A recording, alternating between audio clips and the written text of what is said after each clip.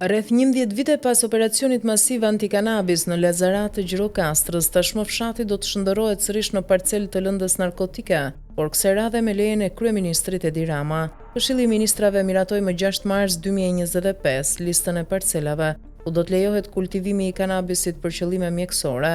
Harta e parcelave shtrihet gjerësisht nga veriu në jug të Shqipërisë, nga zonat e Postribës dhe Gruemirës në Dukajgjin, e deri në fshatra të tërë në Delvin në kufi me Greqin, me sapsirave që kryeministri Rama do të lejojë mbjelljen e lëndës narkotike përfshihet edhe Lazarati. Fshati jugor shqiptar ka qenë për shumë vite një ndër qendrat kryesore të kultivimit, por sidomos magazinimit të lëndës narkotike.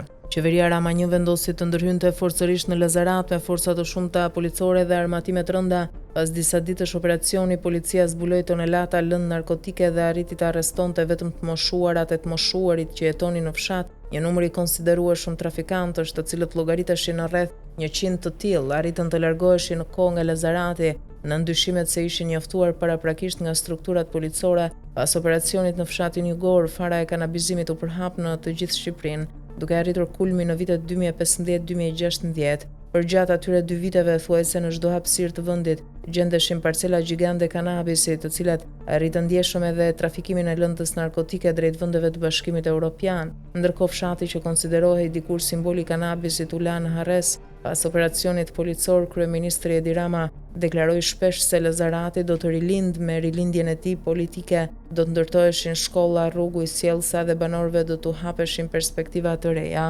Edhe ministri i Brendshëm i kohës Sajmir Tahiri deklaronte se banorët e Lazaratit do të kuptojnë se kjo është një mundësi e re jetese dhe për t'i çliruar nga fati kriminal që kishin përcaktuar për këtë zonë një pjesë e mirë e politikës dhe ca bandit që ditën bënin shërbimet e politikës dhe natën ato të krimit, siç shkrua në artikullin e tij Syri TV. Për ironi të fatit, Sajmir Tahiri u dënua vite më pas për shpërdorim detyra, pasi u gjet përgjegjës për lejimin e kanabizimit të gjithë Shqipërisë gjatë kohës që ishte në krye të Ministrisë Brendshme. Nga ana tjetër, premtimet e Ramës, Tahirit, por edhe qeverive pasardhëse të rilindjes janë tretur dhe Lazarati nuk e ndjeu rilindjen e premtuar. Në mungesë të projekteve, domethënse Rama dhe ministrat e tij kanë vendosur që t'i japin mundësi zhvillimit Lazaratit, pikërisht kultivimit të lëndës narkotike, por kësaj radhe me leje qeveritare.